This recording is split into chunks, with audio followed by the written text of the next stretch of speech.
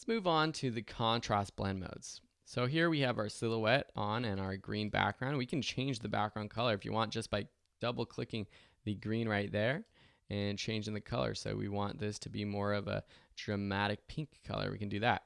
So now if we select our silhouette and we change from normal to overlay, this is a contrast blend mode. So what's happening is that the darker parts are getting darker and the lighter parts are getting lighter. If we put this above our seagull and turn on seagull, you see that it's actually, and let's change the seagull to normal, you see that everything becomes a little bit more contrasted, and it's a very actually cool look. I really like the overlay option. It's kind of a combination of the multiply and the screen modes. So we saw multiply and screen. Screen is great for getting rid of blacks in your image. Multiply is great for getting rid of whites. Overlay is kind of a combination of that. Soft light is very similar. It's just a little bit softer in the way that things are blended. Hard light becomes a little bit more dramatic. Things get more contrasted, and really the parts of the image that are dark don't blend with the background at all. Going to vivid light, the colors get more contrasted, more saturated. You can see for both images. Linear light, the colors get a little bit even more darker and contrasty, so a little bit more intense than vivid. And then the next one, moving from linear light to pin light and hard mix, these just get a little bit more funky. The colors get really intense and crazy. And of course, if you see hard mix, the colors, actually the threshold changes so that colors become single colors rather than blends of colors. So they only use a few colors in this blend mode. These are types of blend modes that I don't use very often. If you have a specific use, you might someday flip on the linear light or vivid light and say, hey, that's perfect for this graphic I'm creating. But I typically use the more popular ones like screen, lighten, overlay, soft light, and multiply. I'm just going to quickly go over the other ones. So we have these inversion and cancellation ones down here. So difference, which actually flops the colors of the background. So where there's black, the background image shines through. That's where the blue sky shines through. But in the mids and the lights, you have the actual blue and orange of the sky. It actually becomes pink and orange in this version. If I turn off this background, you can see what happens is that we get this completely pink image shining through the black silhouettes, and then the skies become this green and blue, which is the opposite of that red and orange of the actual silhouette image.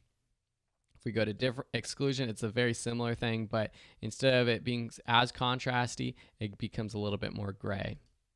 With subtract and divide, these are other options that actually cancel out pixels depending on how they are blending. With subtract, the pixels become black. With divide, they become white when they cancel each other out, when they become too dark. And then lastly, we have our component group. And when you use hue, it keeps the hue of the active layer and blends the luminance and saturation of the lower layers. So you basically get the image from the lower layer with the colors of the top layer. Interesting, huh? So you get this bird with the colors of the top layer. We got the blacks down here, we got the oranges up here, and the blues in the sky, where this one is blue as well, the silhouette layer. Saturation keeps the saturation of this top layer and blends the brightness and the hue from the lower layers. With color, it keeps the color of the active layer and blends the hue and saturation of the active layer with the brightness of the lower layer. Let me flop these and it might look a little bit different. So let me change this to normal and then change the seagull to saturation, and then color.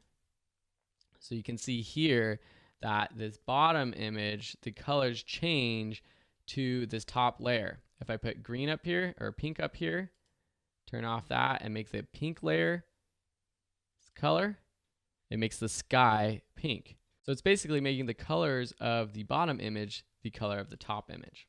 So just change that back, turn our seagull back on. And if we turn off this silhouette image, you can see what this does to the background right there with the pink background. And then if we change from color to luminosity, you can see what it does. Luminosity basically keeps the brightness of this top image and it blends it with the color of the background image. So another way to, instead of having the color of the top image go to the bottom image, luminosity has the color of the bottom image go to the top image. Okay, so those are blending modes, and there's a lot going on there.